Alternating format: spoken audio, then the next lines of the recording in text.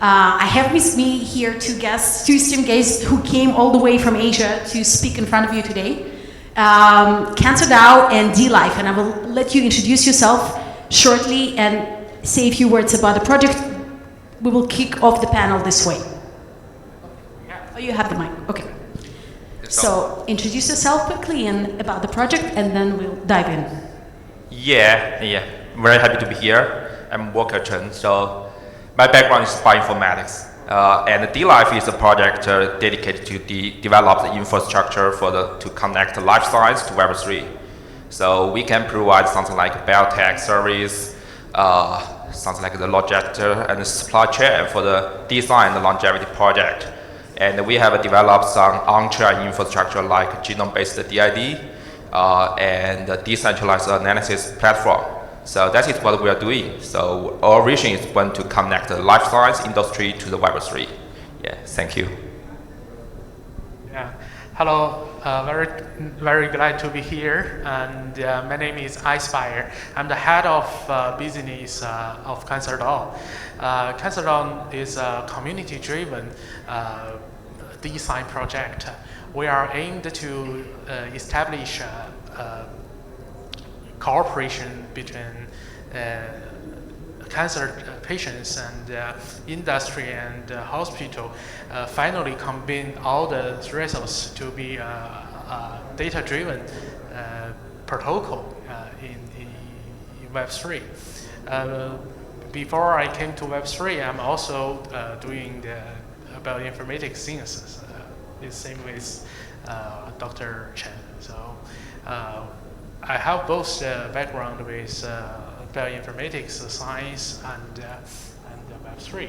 So we want to use the two sectors' advantage to provide more public goods to the healthcare system, to the patient, even to help the healthy people to prevent the cancer. Yeah. Thank you. So now that you have met Walker and Aspire and heard a little bit about the projects, let's dive into what is decentralized science. As I mentioned earlier, Paul couldn't make it, so we will have to lay the foundations here. So I'm sure that some of you have heard of Network State, a book written by Balaji Srivastava. So the foundations for decentralized communities were basically laid there. Together with this book and Zuzalo movement, which was initiated by Balaji and Vitalik Buterin, I think in 2023, right, by now? I lost the count, sorry. So it was like a year and a half ago, maybe 2 years by now.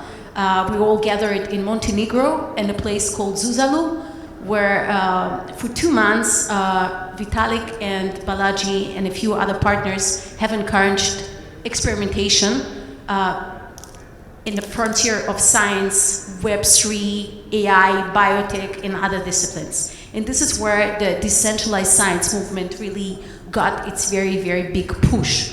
So what is decentralized science, finally? So let's ask our speakers to define what it means for them, what it means for you as part of decentralized science. For me, decentralized science is more like open science. We use an open attitude to break up the traditional science cooperation. Like because we previously the traditional science research they based on peer review and publications and a lot of movement and progress. Actually has very few meaning, but decentralized science will reconfigure the resources of scientific research, and they will use a new way to connect to the scientists and other part of the stakeholders. So I think the central the main spirit of decentralized science is open and break the barrier of data isolation. So basically breaking the barriers and accelerating the research, Sure. accelerating the science, making sure that all the good initiatives Yes. get heard. Yes, yes, yes. So Get the what's day. that? So Volker, what is your definition? How do you see decentralized science? What it means for you? Yeah, I think the definition is very diverse. Okay, so from my personal perspective, I think the most important thing is that decentralized science can help us to encourage public engagement into science. So around 10 years ago, I found a company in China named Weijin. That is a 23andMe-like personal genome test service company. So we have tested over 1 million people, and we encourage them to join the population genomic studies. We have more than 50 publications on cell, natural genetics, and a lot of things like this. But as you know, 23andMe is almost failed, right? So what is the problem? Bankrupt, yes. Yeah, I'm the holder of their stock, so a terrible thing. So what is the problem? I have thought about this problem in past 2 or 3 years. I think the most important problem is public engagement. We don't have a continuable ecosystem and tools to help people join this, this data ecosystem. So 23andMe spend a lot of marketing cost to get the customer, and they pay $100 or something like that to buy the DNA test kit. Then they get their report. Then everything finished. So we don't have a good method to encourage people, to incentive people to join the data donation and share the profit from the data to the participants. So we need a new ecosystem. We need some tools to ensure the data ownership. So I think that is why we need something like decentralized science, and why decentralized science will be based on the blockchain technology. Since blockchain technology can help us to sort of implement the data ownership, to make sure that everything is almost transparent. So people can know how their data will be used in the scientific research or the commercial research. How the profit generated from this research will be shared among participants, service provider, and the network maintainers. Second, that is the most important thing. And that is also why I have worked in the Web3 and biotech for over 2 decades and moving to Web3 now. So back to your question, I think for decentralized science, the most important thing is that it can help us to encourage more people to join the scientific research, not only in lab science, but also some other field. Thank you. I want to expand a little bit on what you said about 23andMe. It was a big drama. I think one of the reasons that it ended this way was that the data was not sufficiently protected. And I think that what blockchain technology or technologies which have developed within the blockchain ecosystem, such as different types of encryption, can potentially safeguard data, patient data or genomic data, something that has not been considered so far. And now I want to expand on another subject that you have mentioned. So basically we want to encourage more people to participate. We want to incentivize people. We want to encourage more scientists to join. How do we actually do we do a selection? Do we have any criteria for people that can join or cannot join? And when what I mean by people, not customers or patients, I mean by scientists. Will we have in decentralized science any criteria that scientists need to adhere so they can join? Or anyone can do it? Because what we have today, establishments like FDA and other establishments, right, that are basically hurdling the progress, they're also ensuring some basic compliance and, right, making sure that people have the right skills. So how are we going to do it in decentralized science? Any ideas? Yes, science, we have tens of publications every year, so generally speaking, maybe I'm a scientist as well. So from my perspective, I think we have the final objective, my personal objective is that there's no barrier for everyone to conduct their own research on their own purpose. But as you mentioned, the regulator, the government has different requirement of the different kind of research project. So we can implement this step by step. So currently, for example, we have conduct research to investigate the association between your genome and your fingerprint.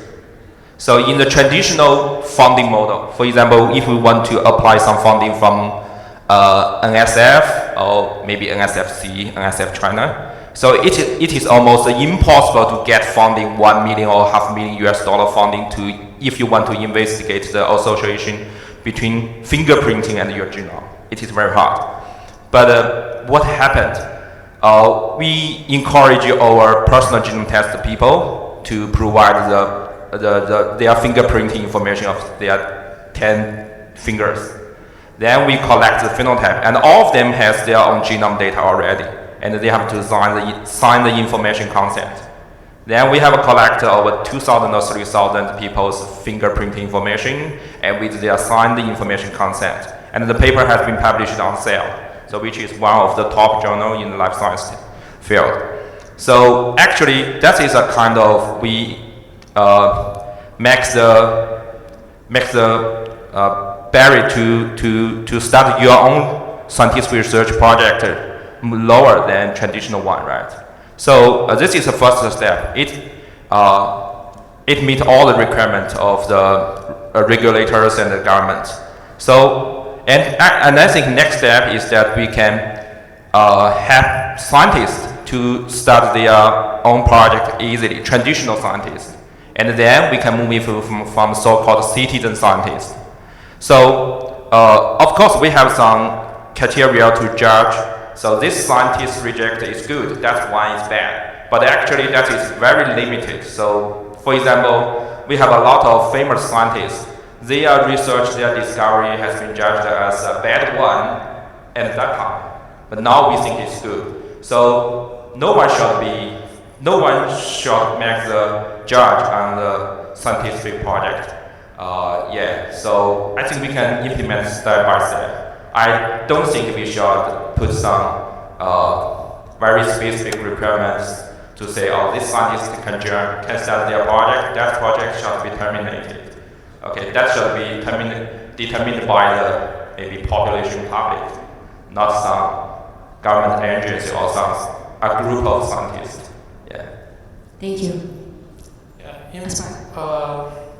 from my point of view, I think finally everyone can join the decentralized network, decentralized science network. All the scientists can come here. At least Web3 and crypto is a good way to get the liquidity and do the fundraising. Once you have some good idea, you can launch your asset and to do the fundraise to support your research. Now, bioscience is running faster in DeSci, but it doesn't mean other disciplines, other scientists don't have opportunities. Some theoretical research, as I know, is also need to do the fundraising. And that is a whole network. You don't need to rely on government's funding, because now you can see in the United States a lot of public funding was shut down. So that is opportunity. I think material science, chemistry, and also some engineering part, the scientists, they should come to Web3. Because engineering science is more, it's easier to commercialize. So it gave a very clear pathway to the public, to the product. So it more fit to the Web3 mechanism.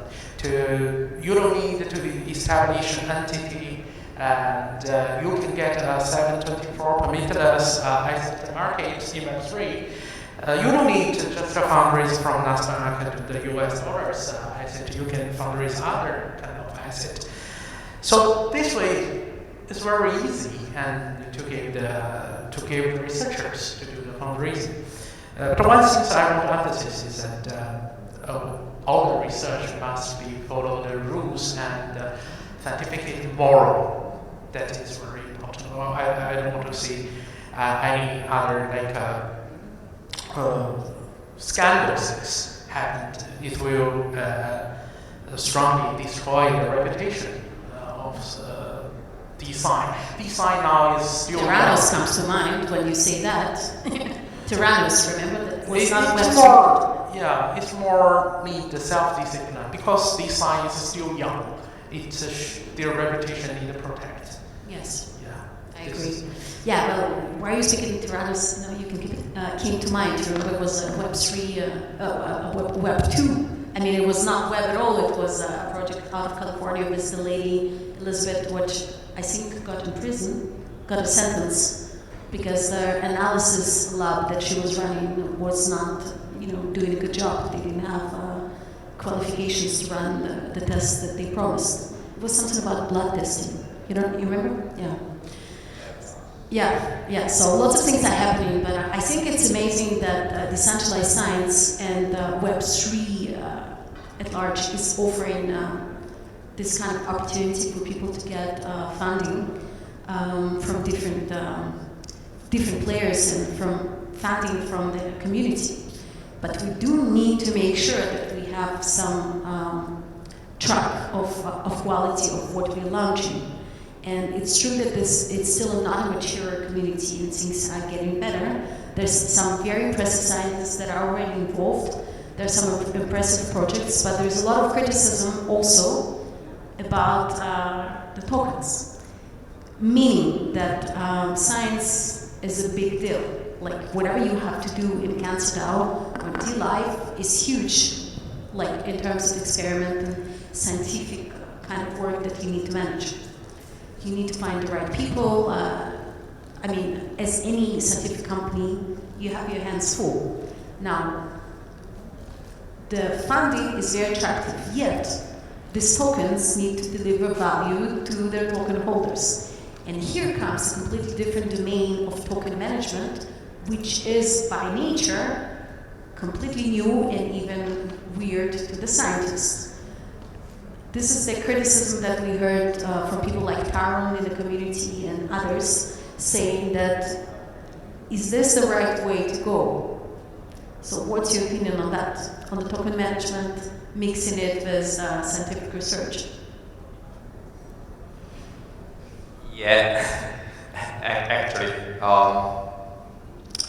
this is a very challenging thing. So, as you just mentioned, scientists is not very familiar with how to launch their own token, how to manage it, how to build the tokenomics.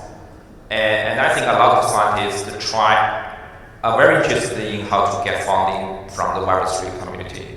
So I think, I'm not sure, do you know a scientist named He Jianhui, who edited the baby? Okay, that's very nice. Okay, he has posted on Twitter maybe 1 or 2 months ago a voting. So to ask his follow if he should launch a meme coin to get funding for something like the genome editing project. So yeah, I'm not sure. So at least a lot of scientists, and I'm not sure He Jianhui is still a scientist or not. So a lot of scientists are interested to get funding from Web3, but they didn't know how to manage it. And from my personal perspective, I don't think it is a good idea that the traditional scientific research team to issue their own token on their own. So Web3 is a dark forest. Okay, there are a lot of good or bad people. So it is also too complicated for them to maintain the valuation of their token, and how to actually get the funding from the token, and how to connect their research to the token. So that is too complicated for the traditional scientific research team. So this is the first point of my personal perspective. And I think that another point I want to mention here is that token can be used for a lot of other purposes, especially utility token. For example, we can use a token to encourage people to donate their data, to donate maybe their idea. And for example, the Bybit news just mentioned in the last panel. So there is a lot of so-called crowdfunding model for the information security research. So a lot of people can join the research to share their the bugs they found in the system or the software, and the gas token or maybe US dollar as reward. That is another kind of usage of the token. So the token can be used to have one specific side of the research, but not just the funding. So I think that is another kind of usage of the token in the scientific research field. So that is my personal perspective. Thank you. Thank you, Aspar. I have a little different views with Dr. Chen. Yeah, because I think DeSci now is very young, as you mentioned about it. It's just happened in the Montenegro's EDCOM. I was there. Yeah, even attended the Zuzalo. So I think now we should be running fast because I believe that all the way to the succeed is not by designing, it's by more attention and effort on different wrong way. We cannot avoid, we cannot do the zero wrong things in this attention. So I think now everybody should use the existing infrastructure to try their token. They don't really need make it succeed, make it a successful token, but they should know how to use those tools, how to engage people count, how to attract community members. Web3 to now is also has very respected knowledge. So the scientific part, if they want to come to Web3, they must know the rules. They must have the knowledge here. So in this processing, we get the opportunity to be wrong. So I think everybody can try, but they should manage the risk. Yeah, to don't be evil, self-discipline, and try something. Token. Yeah, tokenize first, and then think about how to put asset in. Yeah, this is because Web3 is not only the way of fundraise. Once the people hold your token, hold your asset, they can be your seed clients, they can be your community members, they can be your volunteers. Yeah, you just use this way to organize a group, organization, to support the things you want to do. Even you can use this to select your potential business partner. So this is, I think Dr. Chen is more carefully, but I'm more Web3 native. So in the perspective of the Web3, I think run fast, go first, and then think about it. Yeah. Thank you. So you heard two different perspectives. I think caveat is still in order before you invest into things, understand what you're investing in. I think amazing things are happening in this ecosystem. We will hear a bit later from Paul, that I'm not sure, I see a message on my screen, I'm not sure. Eric, do we have another panel now and Paul is coming later? Paul Collis? Yeah, okay, so we wrap it up and you will hear from Paul Collis, who is I think his venture got an enormous boost from Zuzalo in Montenegro. He's the founder of Molecule and Bio, and he will give his perspective on how bio is enabling scientific research in decentralized economy. Thank you all very much for listening to us, and thanks to our speakers for coming all the way. Thank you.